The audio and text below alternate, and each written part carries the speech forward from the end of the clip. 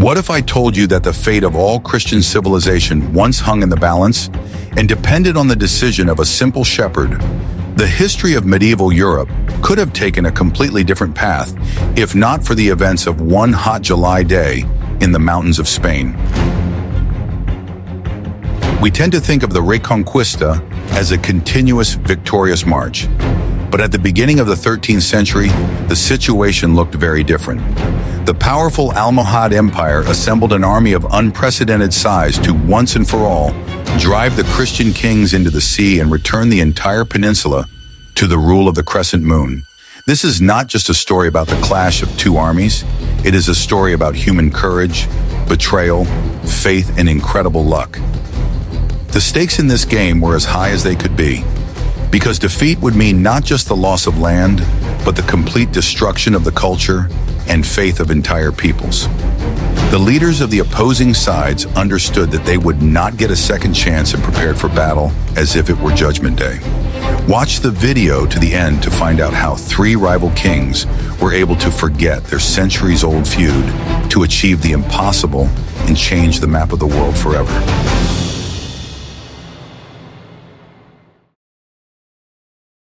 Are you ready to learn the truth about how the most irreconcilable rivals become the best allies in the face of death? By 1211, the situation on the Iberian Peninsula had reached a boiling point, resembling a powder keg ready to explode at any spark. King Alfonso VIII of Castile, who still remembered the bitterness of the terrible defeat at Alarcos, understood the inevitability of a new confrontation. He saw Caliph al-Nasir gathering troops in North Africa, and realized that Castile alone could not withstand this avalanche. The pride of the Castilian monarch was wounded by past failures, but reason dictated the need to seek support from his neighbors. However, uniting the Christian kingdoms of Spain was no less difficult a task than defeating the Moors on the battlefield. The kings of Aragon, Navarre, and Castile had been waging petty wars among themselves for decades over border castles and influence. Mutual grievances, territorial claims, and personal animosity made any diplomatic dialogue incredibly difficult and tense. An external arbiter was needed, whose authority would be unquestionable to all participants in this complex political equation. Pope Innocent III became just such a person, seeing in the events in Spain an opportunity for a new crusade. The pontiff used all his influence to force the warring monarchs to sit down at the negotiating table and sign a truce. He sent out bulls throughout Europe, calling on the knights of France and other lands to come to the aid of their Spanish brothers in faith. The threat of excommunication hung over anyone who dared to violate the fragile peace between Christian kings in these dangerous times. Alfonso VIII showed remarkable diplomatic skill, tempering his ambitions for the common cause of saving his kingdom and his faith. He agreed to return the disputed fortresses to Sancho VII, King of Navarre, who was nicknamed Sancho the Strong because of his enormous size and strength. This decision was not easy for him, but it ensured the participation of Navarrese troops in the upcoming campaign. King Pedro II of Aragon, known for his bravery and chivalry, was also quick to respond. Thus, forces that had never before stood together under a single banner began to converge on Toledo. The city was transformed into a huge military camp, where different languages and dialects could be heard. Knights from beyond the Pyrenees, attracted by the promise of absolution, arrived in their thousands, creating not only military power, but also logistical problems. The local population watched this motley crowd of armed men with surprise and anxiety. The atmosphere in Toledo was electrified with anticipation of great events and hidden tension between the allies. French crusaders, accustomed to different rules of war, looked with contempt upon the Spaniards, who seemed to them too tolerant of Muslims. Spanish knights, who had lived side by side with the Moors for centuries, understood the complexity of local politics and culture. These cultural differences threatened to undermine the unity of the army even before it set out on its campaign. The financial burden of maintaining such a huge army fell almost entirely on the shoulders of the Castilian crown and the church. Alfonso VIII had to pawn many royal jewels and take out huge loans to feed and arm this army. Every day of inactivity cost a fortune, and the treasury was emptying at an alarming rate. The king was in a hurry to get going, knowing that time was working against him in his shaky alliance. At the same time, Scouts reported the landing of a huge army of the Caliph on the southern coast of Spain. Rumors about the size of the enemy spread from mouth to mouth, becoming embellished with incredible details and instilling fear. It was said that the Caliph's army was so large that when it drank from the riverbed dried up. This made even the bravest warriors look anxiously toward the southern horizon. But despite the fear and disagreement, the idea of a holy war united these people into a single fist. Preparations for the campaign were in full swing. Blacksmiths worked day and night, repairing armor and shoeing horses. Priests held endless masses, blessing the warriors for their feat in the name of faith. Everyone understood that there was no turning back, and that either great glory or oblivion awaited them ahead. I'm very interested to hear your opinion on this. Do you think modern political leaders could put aside old grudges for the sake of a common goal, as the kings of Spain did? Write about it in the comments. And don't forget to subscribe to the channel so you don't miss the rest of the story. Want to know the secret that nearly ruined the entire campaign before the main battle even began? The huge Christian army that marched out of Toledo in June was a formidable but extremely unstable sight. The heat in central Spain at this time of year was unbearable, turning every march into a real torture for people and horses clad in iron.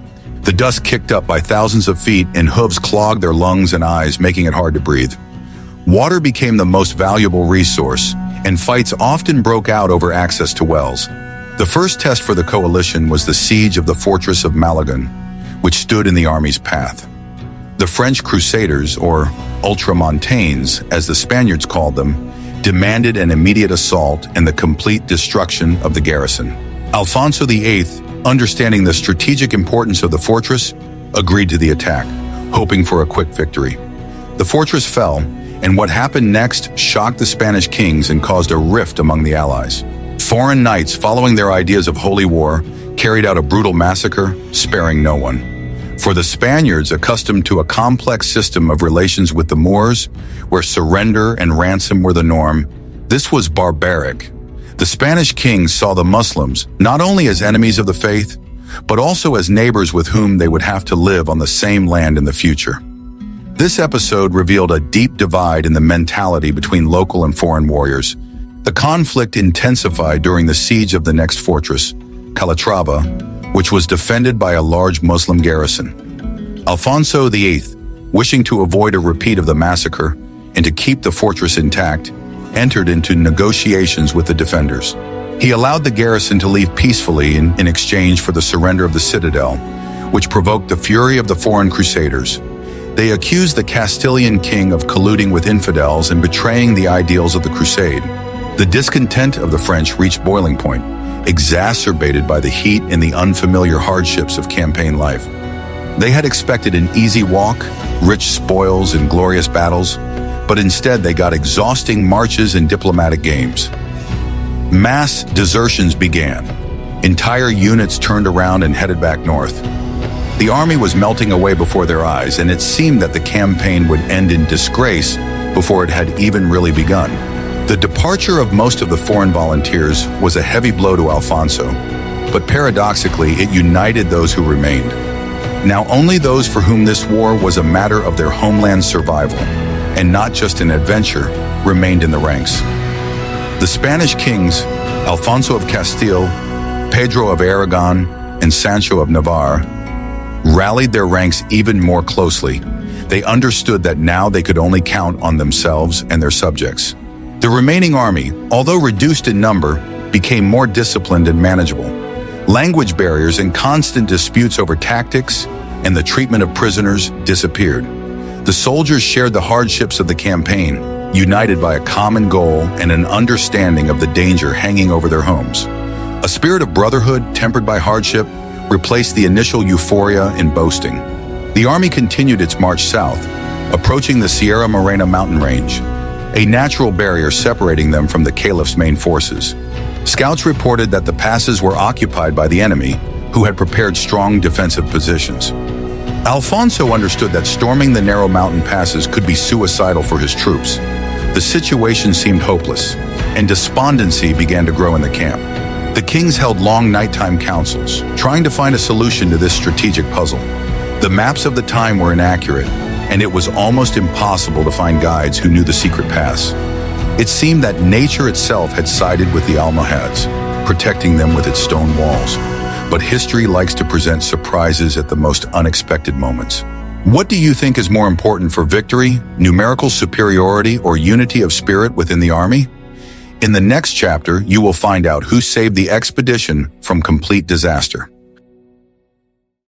What I am about to tell you defies strict logic and seems like something from the realm of legends, usually whispered around evening campfires. But chroniclers unanimously agree, it really happened.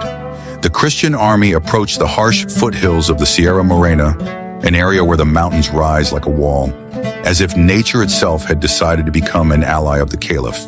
All the known passes, all the routes used for centuries by caravans and shepherds, were tightly blocked by the Almohad troops. The Lost Pass looked particularly impregnable, the place where the main forces were originally intended to be directed. Now it had turned into a stone fortress, stuffed with ambushes, moats, and semicircular fortifications. Attempting to break through there would mean certain death. Heavy cavalry, the pride of knightly kingdoms, would be useless. In a narrow stone corridor where it was impossible to turn around, it would lose its crushing power. The infantry would become easy prey for archers and slingers hidden on the slopes. It seemed as if the landscape itself had risen up against the Christians. The army stopped. A heavy, oppressive silence hung over the camp, a mixture of hopelessness, fear, and a growing sense of imminent defeat. Food supplies were dwindling day by day, water was running out, and the heat was sapping what little strength remained. The soldiers who had recently been confident of a quick victory now sat under their tents, avoiding eye contact with each other. By nightfall, the valley was filled with anxious talk of bad omens and the wrath of the heavens. Alfonso de Quito, leader of the coalition of kingdoms, did not hide his despair. He walked around the camp like a shadow and for the first time began to seriously consider a shameful retreat. It seemed that God had turned away from the Christian army, leaving it to its fate in these cursed mountains. The campaign on which the future of the peninsula depended was in danger of complete failure. It was at this dark moment that fate, as it often does in great stories, intervened in the most unexpected way. A strange man was brought into the royal tent, unassuming, so inconspicuous that he was lost among the luxurious cloaks of the knights and military banners.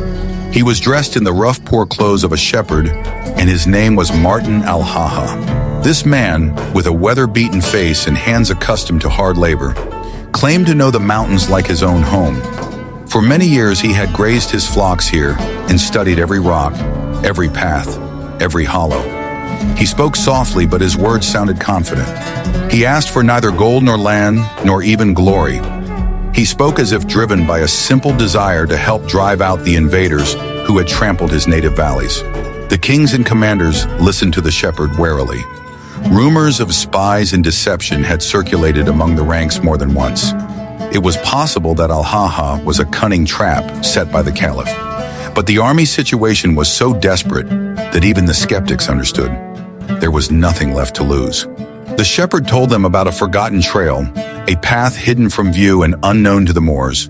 The path was called Puerto del Rey. It wound away from the main passes, climbing slopes where only goats and shepherds usually walked. According to Martin, the path was wide enough for an entire army to pass along it if they moved carefully and quietly. His story seemed like a real salvation, but it could also turn out to be a deadly trap. The commanders argued for a long time, putting forward arguments for and against. They doubted the shepherd's origins, his intentions, and the very possibility of secretly leading thousands of people and horses through difficult terrain. However, Sancho of Navarre and Pedro of Aragon, experienced statesmen and warriors, strongly supported the risky plan. They understood that the alternative was the slow and painful demise of the army under the scorching sun. In the end, a fateful decision was made to send a small reconnaissance detachment ahead with the shepherd. The scouts left at dawn. The camp froze in anticipation, every heart beating faster with anxiety. And when the soldiers returned with the good news, a wave of light seemed to sweep through the camp. The trail existed. It was real and perfectly passable. This news instantly revived the army. The soldiers, who had been in despair just yesterday, now acted with new zeal. Hasty but carefully concealed preparations for the crossing began. It was necessary to set in motion a huge mass of people, weapons, carts, and horses in such a way that the enemy would not suspect the maneuver. The Christian army was preparing for the most risky night of the campaign. Legend has it that Martin al-Haha placed a cow skull at the beginning of the secret path, a crude but vivid sign that would prevent the vanguard from straying from the path in the dark. For the entire army, this symbol became a beacon of hope, like a sign from above, opening the way to a fateful battle. The shepherd personally led the columns. He pointed out safe fords, warned of dangerous rocks and slippery ledges, and showed detours along cliffs where one wrong step could mean death. His calmness and confidence were transmitted to the soldiers who followed him, step by step, swallowing the dust of the night mountain wind. This episode became one of the most vivid proofs that the fate of history is sometimes decided not in the tents of kings or at the council of generals, but in the heart of an ordinary person. Without the shepherd's knowledge, the crossing would have been impossible. Perhaps the battle would never have taken place, or the Christians would have faced disaster in the Losa Pass. Since then, the name of Martin al-Haja has become part of Spanish folklore, a symbol of how ordinary people can change the course of great events. The secret path led the Allied army directly to the Las Navas de Tolosa plateau, to the flank and rear of the Almohad troops, who were unaware of the danger. Before the Christians lay flat, open terrain, an area ideal for dispersing heavy, nightly cavalry. The kings gained a tactical advantage they could not have dreamed of before. The appearance of the Christian army seemed to come out of nowhere, striking the Almohads like a bolt from the blue. Their plans were shattered in an instant. The element of surprise was complete and absolute, and the strategic initiative passed to the Allies. Now the outcome of the entire campaign was to be decided in a great field battle that would go down in history as one of the most important battles of the Reconquista. Did you like the story of the shepherd who became the army's guide? If you are fascinated by such unexpected twists of history, please like this video. Moments like these remind us that sometimes greatness begins with a simple step taken by a person whose name no one would have remembered, if not for the miracle of that night. Guess what happened next when the two huge armies finally saw each other? Upon reaching the plateau, the Christian army began to set up camp, preparing for the decisive day. An impressive and frightening sight unfolded before them. The tents and banners of Caliph Muhammad al-Nasir's army stretched to the horizon. The fires of the enemy camp at night resembled the reflection of the starry sky. So numerous were they. The numerical superiority of the Muslims was obvious and overwhelming, according to some estimates, twice that of the Christian forces. Confident of victory, the Caliph positioned his troops on high ground, creating a deeply echeloned defense. He surrounded his luxurious tent with special guard units, demonstrating complete confidence. The Christian kings understood that attacking an enemy occupying a dominant height was an extremely difficult task. But there was nowhere to retreat, and the army's morale was high thanks to the miraculous crossing of the mountains. The soldiers confessed and took communion, preparing to appear before God if they were destined to die. Priests walked among the ranks, blessing weapons and banners, reminding the soldiers of the sanctity of their mission. On the night before the battle, from July 15 to 16, almost no one slept in either camp due to nervous tension. The neighing of horses, the clanging of weapons being checked, and quiet prayers in Latin and Arabic could be heard. It was the calm before the storm, when time seemed slow and endless. Each warrior mentally said goodbye to his family and tried to imagine what awaited him at dawn. The Christians' plan was simple and bold: to divide the army into 3 parts and strike with a united front. Alfonso the Great of Castile himself commanded the center, taking on the most difficult section. Pedro II of Aragon led the left wing, and Sancho VII of Navarre led the right. This formation allowed the kings to control their troops and support each other. Caliph al-Nasir also lined up his forces in several lines, hoping to wear down the attackers. The first line consisted of light infantry and volunteers, ready to take the first blow and slow down the knights. Behind them were the main forces of the Almohads and Andalusian troops, who were more disciplined and better armed. The elite heavy cavalry and the Caliph's personal guard were held in reserve. The morning of July 16, 1212, was clear and hot, promising scorching heat by noon. The sun glinted off the armor and spearheads, creating a dazzling glow over the field. Drums and trumpets on both sides sounded the signal to form up, and two living walls moved toward each other. The earth shook from the advance of tens of thousands of men and horses. The archers and slingers were the first to enter the fray, showering the enemy with a hail of projectiles. The sky darkened with clouds of arrows, and the first moans of the wounded pierced the morning air. But this was only a prelude to the real battle that would decide the fate of Spain. The tension reached its peak when the heavy Christian cavalry began to charge for a battering ram strike. The earth rumbled under the hooves of the destriers, and it seemed that nothing could stop this steel avalanche. The knights lowered their lances, focusing their gaze on the enemy ranks. At that moment, no one could predict the outcome of the battle. For war is a fickle thing. Too many factors influence the result, from the terrain to the courage of individual soldiers. History stood still in anticipation of the first blow. How important do you think the role of a commander is at a moment like this, when the battle has already begun? The battle began with a powerful attack by the Central Corps under the command of the Castilians. Heavy knightly cavalry, gathering speed, crashed into the front ranks of the Almohad light infantry. The blow was devastating. The first lines of the Muslims were literally swept away and trampled into the ground by the hooves of armored horses. It seemed that the Christian attack would break through the enemy's ranks on the first attempt. However, the Caliph's tactics were designed precisely for this.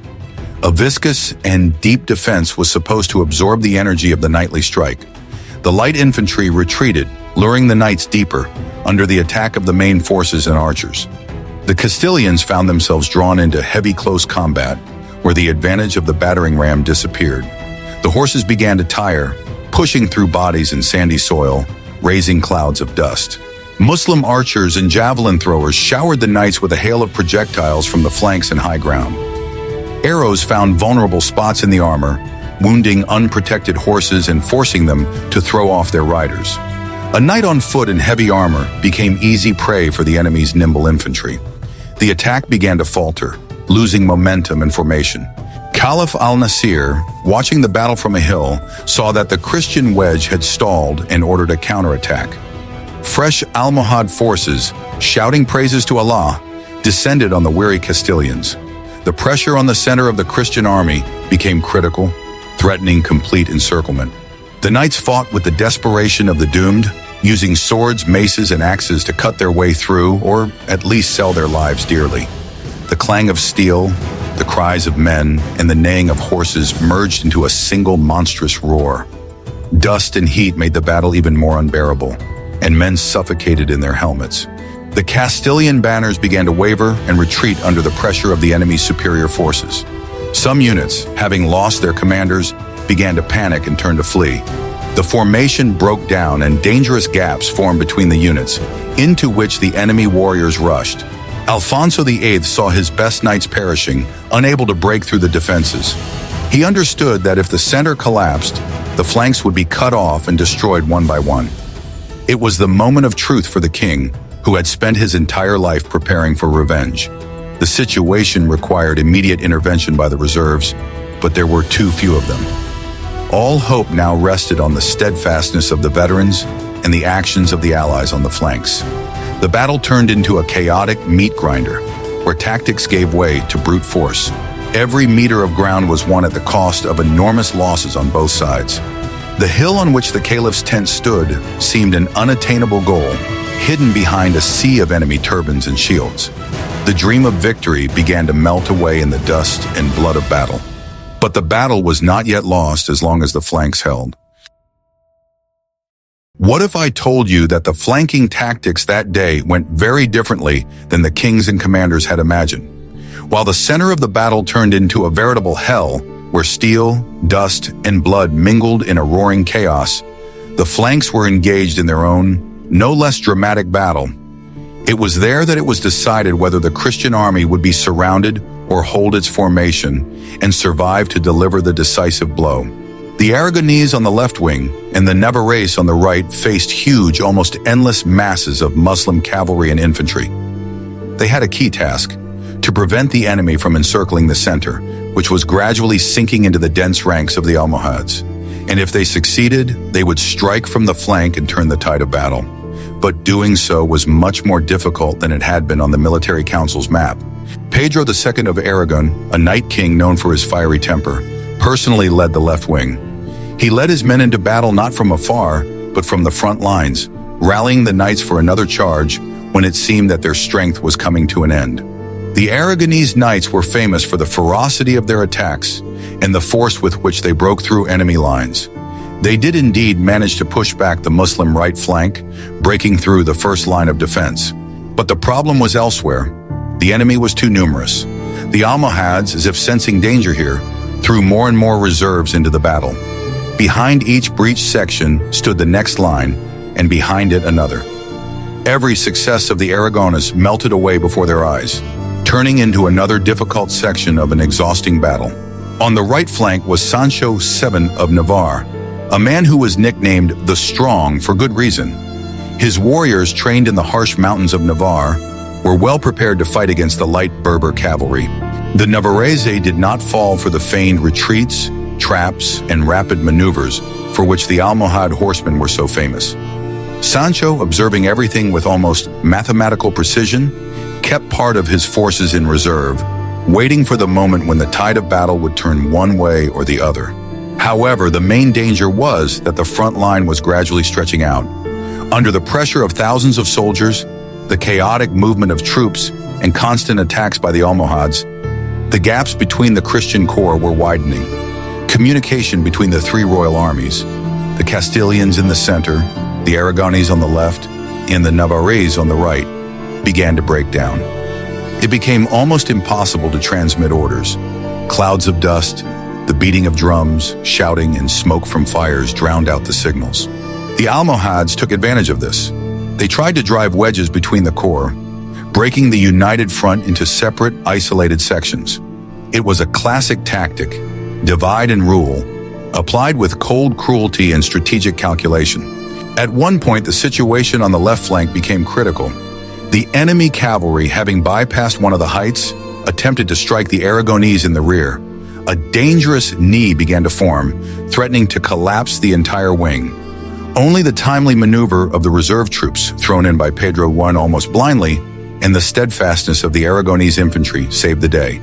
The soldiers, clasping their shields together, withstood the blow, although the price was enormous. Meanwhile, the battle on both flanks turned into a series of fierce, chaotic skirmishes. Hundreds of small battles flared up and died down in clouds of dust. Soldiers could sometimes see no further than a few steps ahead, and commanders could only orient themselves by the sound of trumpets and the position of banners, which sometimes had to be sought among the seething mass of fighters. No one knew exactly where the neighboring unit was, who had held their position, and who had been crushed. And yet the key factor was that the flanks, despite enormous pressure, did not falter. They held back the Caliph's enormous forces and did not allow the Almohads to concentrate all their reserves on destroying the Castilian center. It was this steadfastness, this stubborn, almost obstinate fighting that gave King Alfonso a chance to catch his breath, regroup, and try to even the odds in the heart of the battle. And then something happened that only a man with a truly military eye could see. Sancho the Strong, observing the enemy's maneuvers, suddenly noticed that the Almohads, carried away by the pressure on the center, had weakened the guard of their camp, the very fortified camp that was considered impregnable. This observation could be the key to victory. It gave rise to a bold, even desperate plan. Sancho began to secretly prepare his troops for a maneuver that could change everything, or cost the Christians their last hope. Despite the chaos of battle, the interaction between the three kings was surprisingly coordinated. Each held his own section, relying on his allies as if they were a single army rather than a disparate coalition. The trust forged during the difficult march through the Sierra Morena was now being tested by fire. But would they have the strength to take advantage of the enemy's mistake before the moment passed? In the next chapter, you will learn about a turn of events that nearly cost the Christians their victory and the very lives of their kings. Towards noon, the situation became critical for the Christians. Despite the heroism of the knights, the endless waves of Almohad attackers began to take their toll. Fatigue, heat, and the enemy's numerical superiority were wearing down the strength of the Castilian center. The ranks were thinning, many standard bearers had fallen, and the formation began to bend dangerously backward. At that moment, Caliph al-Nasir decided to deliver the decisive blow. He threw his best forces into the battle, the Black Guard and the heavy Berber cavalry. This fresh and powerful fist crashed into the exhausted Christian ranks, threatening to finally break through the defenses. Panic, the most terrible enemy of any army, began to spread through the rear ranks of the Castilians. Some militiamen began to throw down their weapons and flee, shouting that all was lost. The sight of their comrades running demoralized those who were still fighting. It seemed like a repeat of the nightmare of the Battle of Alarcos. Alfonso Leban saw his life's work crumbling before his eyes. Defeat here would mean the end of Christian Spain, opening the way for the Moors to the Pyrenees and beyond. The pressure was so intense that the royal entourage was in immediate danger. Arrows were already falling near the king, and the sounds of battle were getting closer. Officers begged the king to retreat in order to save himself and gather a new army. But retreating in such conditions would inevitably turn into a disorderly flight and massacre. Alfonso understood this better than anyone else. He looked at the battlefield through the eyes of a man who had nothing to lose but his honor. The Aragonese and Navarrese on the flanks were also struggling to hold back the onslaught. Unable to help the center, the army was on the verge of collapse, ready to crumble like a house of cards. Muslim warriors were already shouting victory cries, anticipating the defeat of the infidels. The heat became unbearable, and people fainted from dehydration right in their armor. The air was thick with the smell of sweat, dust, and fear. It was hell on earth, and they had to hold out at all costs. The fate of the battle hung in the balance, swaying back and forth. It is in situations like this that the true character of leaders is revealed. Alfonso made a decision that has gone down in legend. What do you think a king should do when he sees his army fleeing? At this moment of utter despair, King Alfonso VIII turned to the Archbishop of Toledo, who was standing nearby, and uttered the now historic phrase, "Here, Senor Bishop, we must die."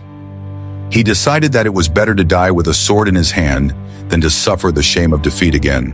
But Archbishop Rodrigo Jimenez de Rada replied, "No, sire, here we must win." Instead of fleeing, Alfonso ordered the royal standard to be raised and the general attack to be sounded. He personally led his reserve, a select detachment of heavy cavalry, and threw himself into the thick of the battle. It was an act of pure suicide or supreme bravery that shocked everyone who saw it. Seeing that their king was not fleeing, but riding toward death, the retreating soldiers stopped. Shame and rage flooded their hearts. "The king is with us!" This cry swept through the ranks, restoring courage to the hearts of the warriors. The fleeing soldiers turned around and rushed back at the enemy. Inspired by Alfonso's example, the kings of Aragon and Navarre also led their troops in a furious attack. The three kings, shoulder to shoulder with their knights, cut into the ranks of the Almohads with new, frenzied force. It was a united surge that could not be stopped. This blow, delivered by men who had already said goodbye to life, proved devastating. Confident of victory, the Moors did not expect such fury from an almost defeated enemy. Their front lines faltered and began to retreat under the pressure of the armored horsemen. The knights pushed forward, disregarding their losses, as if possessed. Their goal was the hill on which the caliph's red tent stood. This banner became a magnet for the entire Christian army, the point toward which all spears aimed. The momentum of the attack was such that the Christian cavalry broke through the center of the Muslim army. The Almohad formation was shattered, and the rest of the forces poured into the breach. The battle entered a new phase, a phase of extermination and breakthrough. Pedro II of Aragon fought like a lion, clearing the way with his sword. Sancho of Navarre and his giants fought their way through on the right flank. The unity of the three monarchs in battle became a symbol of the unity of Spain. Caliph al-Nasir watched in horror as his victorious army crumbled under the blows of the infidels. He could not believe his eyes. Defeat came at a moment when victory seemed already within reach. The attack of the three kings changed the course of history, but the last obstacle remained ahead: the caliph's personal guard and the famous human wall. In the next chapter, you will learn how the last hope of the Moors was destroyed. What you are about to see was the birth of a legend that lives on to this day and is passed down from generation to generation as a symbol of incredible courage. The caliph's last and most stubborn line of defense was his personal guard. These were not just warriors, but men who had sworn to defend their master to their last breath. To eliminate even the slightest possibility of flight or panic, each of them was chained to his neighbor with thick iron chains.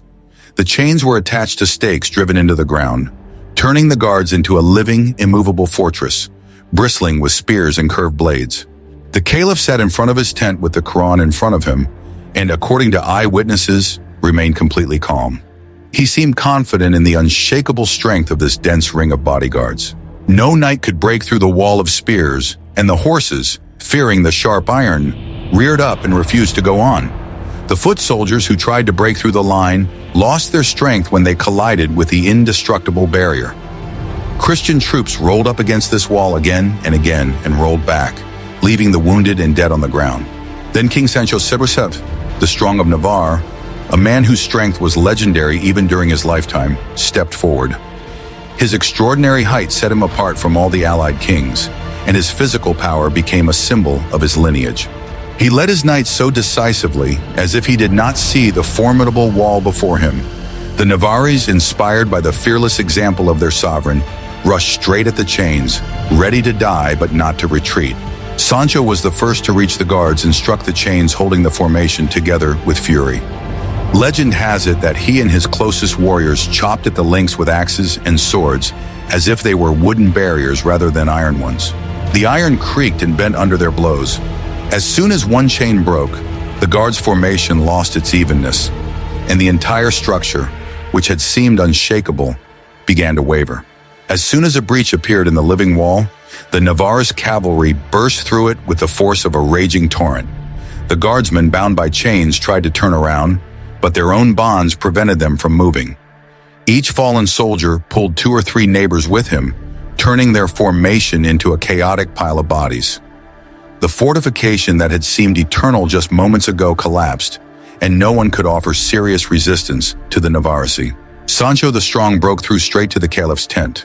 Seeing that his last line of defense had been destroyed, that his soldiers were dying a few steps away from him, and that the enemy was literally standing at the entrance, Al-Nasir lost his composure. He quickly jumped on his horse and fled the battlefield, leaving behind his tent, treasury, weapon supplies, and army. His flight was the moment after which the Muslim army finally lost the will to resist. The Navarrese captured the caliph's camp, which contained the richest trophy of the time. But the most important acquisition was not gold or fabrics.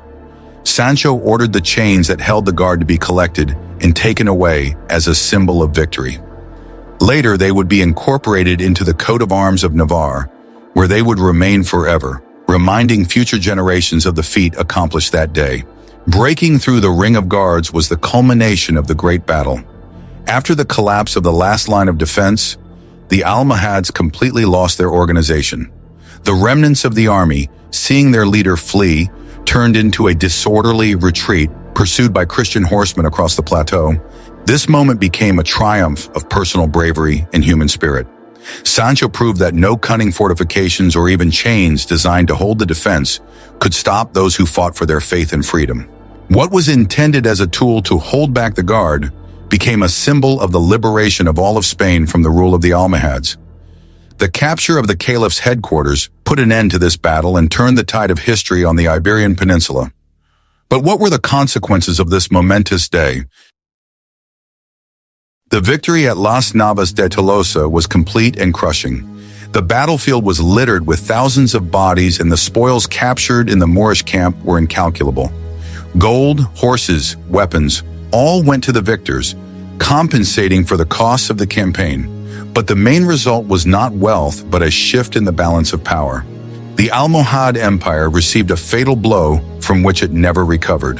The myth of their invincibility was dispelled, and the power of the caliphs in Spain began to rapidly decline. The process of the disintegration of their state into small emirates began, which facilitated the further Reconquista. For the Christian kingdoms, this victory was a powerful impetus for unification and expansion. The border of the Christian world shifted far to the south, opening the gates to Andalusia. Toledo was forever safe from the threat of Muslim invasion. Alfonso VIII, although he died shortly after the battle, left as a victor, washing away the shame of Alarcos and securing the future of his kingdom. His name went down in history as the savior of Spain. The alliance of the three kings proved the effectiveness of joining forces in the face of a common threat. The battle was also of great importance for the whole of Europe. It stopped the advance of Islam to the west, securing the borders of the Christian world. Pope Innocent III celebrated this event as the greatest triumph of faith. The local population, which had lived in fear of raids for centuries, breathed a sigh of relief. Christians began to actively settle the reconquered territories. The cultural landscape of Spain began to change irreversibly.